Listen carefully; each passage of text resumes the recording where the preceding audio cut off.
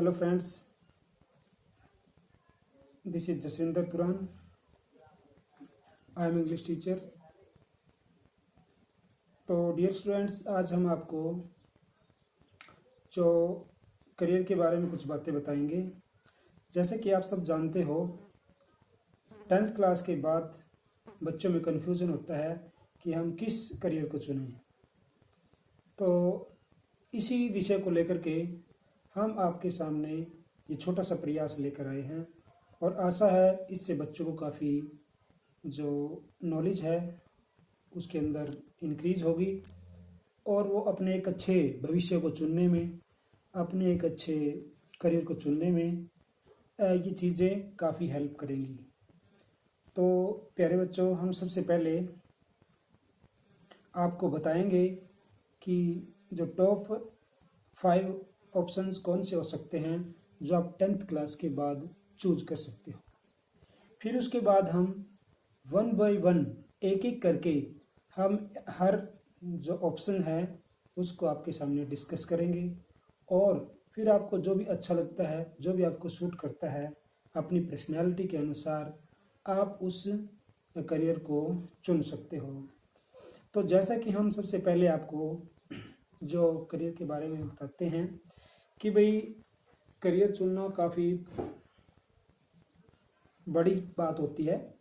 इसके अंदर घर वालों का भी प्रेशर होता है, अपने दिमाग के ऊपर भी प्रेशर होता है कि हमें कब जॉब मिलेगी, ना मिलेगी, हमारा करियर बन पाएगा, नहीं बन पाएगा, और क्या हम जीवन में सफल हो पाएंगे, नहीं हो पाएंगे। हमारी अपनी इच्छाएं होती है, महत्वाकांक्षाएं होती है कि हम एक अच्छा जीवन के अंदर, लाइफ के अंदर जो पद है वो प्राप्त करें, पोजीशन है वो प्राप्त करें। ठीक है, तो इस तरह की चीज़ें हमारे दिमाग के अंदर आती रहती हैं और हम चाहते हैं कि हमारा जीवन एक फाइनेंशियली रूप से एक अच्छा, एक आत्मनिर्भर लाइफ हो, एक सेल्फ रिस्पेक्टेड लाइफ हो और जीवन में हम एक बड़ी उपलब्धि प्राप्त करें। तो इस सब के लिए ज़रूरी है कि हम एक सही दिशा में 10th क्लास के बाद कदम उठाएं। तो जैसा कि इस बच्चे 10th क्लास को पास करते हैं तो उनके सामने बहुत से रास्ते होते हैं, कहीं रिश्तेदार के द्वारा, कहीं पेरेंट्स के द्वारा, कहीं फ्रेंड्स के द्वारा, कहीं टीचर्स के द्वारा उनको अलग अलग गाइडलाइंस दी जाती है, उनको बताया जाता है।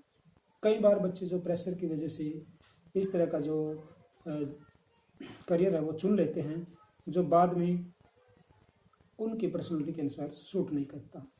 तो मैं आपको ये सलाह दूंगा कि आप को जो ये 5 ऑप्शन बताए जाते हैं, आप इनके ऊपर अच्छे से विचार करें, आप इनके ऊपर सोचें और फिर कोई डिसीजन है अपना वो अच्छे से लें।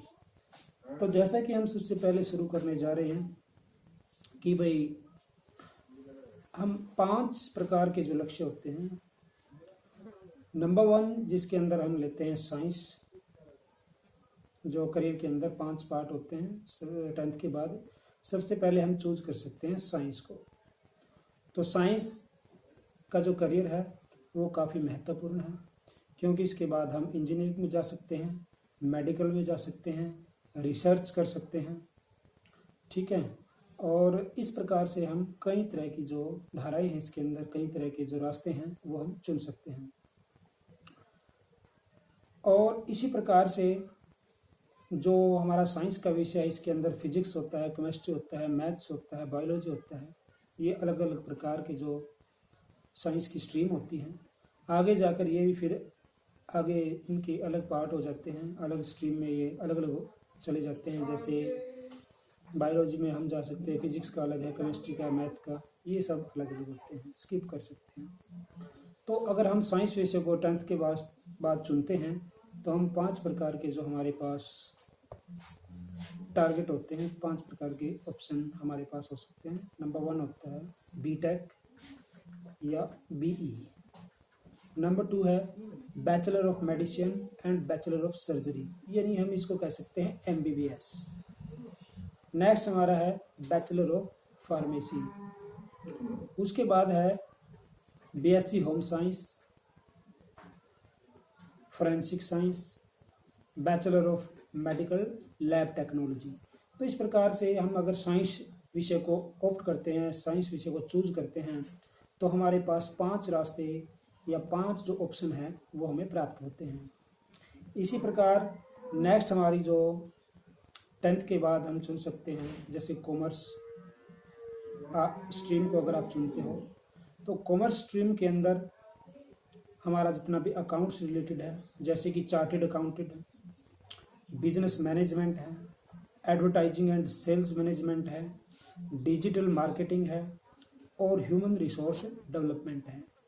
तो इस प्रकार 5 जो वे हैं वो हमें कॉमर्स करने के बाद जो विद्यार्थी रास्ते हैं वो चूज कर सकता है। नेक्स्ट है हमारा 3rd, वो आर्ट आता है। तो आर्ट के अंदर भी काफ़ी जो ऑप्शन अवेलेबल हैं, जैसे नंबर 1 है हम प्रोडक्ट डिजाइनिंग में जा सकते हैं, मीडिया एंड जर्नलिज्म में जा सकते हैं, उसी प्रकार फैशन टेक्नोलॉजी में जा सकते हैं, वीडियो क्रिएशन एडिटिंग में जा सकते हैं, HR ट्रेनिंग, स्कूल टीचिंग। तो ये सारी चीज़ें हैं जो हम आफ्टर 10th आर्ट को ज्वाइन करने के बाद, आर्ट विषय को, आर्ट जो स्ट्रीम है उसको अगर हम ज्वाइन करते हैं तो हम उसके अंदर जा सकते हैं। नेक्स्ट हमारा है 4th में क्या है, ITI इंडस्ट्रियल ट्रेनिंग इंस्टीट्यूट, इसके अंदर हम जा सकते हैं। तो यहाँ भी हमें 5 काइंड्स ऑप्शन अवेलेबल हैं। नंबर 1 है job opportunity in public sector such as PWDs and others, jobs in private sector के अंदर जॉब्स अवेलेबल हैं इसमें काफ़ी। सेल्फ एम्प्लॉयड, हम अपना कोई कार्य कर सकते हैं ITI से जब हम कोई डिप्लोमा कंप्लीट करते हैं। जॉब्स इन फॉरेन कंट्रीज, विदेशों में जाकर हम काम कर सकते हैं। फर्दर स्टडीज इन स्पेशलाइजेशन, कोई भी हम विशेष स्टडीज कर सकते हैं इसके अंदर ITI के अंदर। आगे इंजीनियर से रिलेटेड भी कुछ कोर्सेज जो इसके अंदर होते हैं। नेक्स्ट हमारा और लास्ट हमारा है पॉलिटेक्निक कोर्सेज। पॉलिटेक्निक कोर्सेज होते हैं जो 3 साल के होते हैं, 2 साल के होते हैं और 1 साल के भी हो सकते हैं। तो यहाँ पे क्या है, हमें अलग अलग प्रकार से, नंबर 1 है प्राइवेट सेक्टर जॉब्स, यहाँ हम जा सकते हैं। गवर्नमेंट सेक्टर जॉब में भी जा सकते हैं और इसी प्रकार सेल्फ एम्प्लॉयड, अपना भी कोई काम हम इसके बाद कर सकते हैं और हायर स्टडीज कर सकते हैं और ओन बिजनेस कर सकते हैं, अपना कोई बिजनेस कर सकते हैं। तो इस प्रकार हमारे यहाँ पे जो 5 प्रकार के जो सेक्टर हैं वो पॉलिटेक्निक कोर्सेज करने के बाद हमारे सामने खुल जाते हैं। तो डियर स्टूडेंट्स, वीडियो काफ़ी लंबी हो जाएगी, आप जो ये सेक्टर है इनकी स्टडी कीजिए। हम फिर 1 बाय 1 एक सेक्टर का डिटेल में आपको बताएंगे कि किस प्रकार से आप इनको चुन सकते हो और अपनी चॉइस के अनुसार उस रास्ते पे जा सकते हो। तो जब सबसे पहले हमने जो साइंस का विषय है उसको डिस्कस किया था, तो हम अगली नेक्स्ट जो हमारी वीडियो होगी हम उसके अंदर आपको बताएंगे कि जो साइंस के अंदर 5 जो ऑप्शन हैं उनमें एक ऑप्शन के अंदर आप किस तरह से तैयारी कर सकते हो, क्या उसके लिए क्वालिफिकेशन होगी, क्या उसके लिए एजुकेशन होगी और क्या आप उसके अंदर जॉब प्राप्त कर सकते हो, उसको हम डिस्कस करेंगे। तो आज के लिए thank you and have a nice day.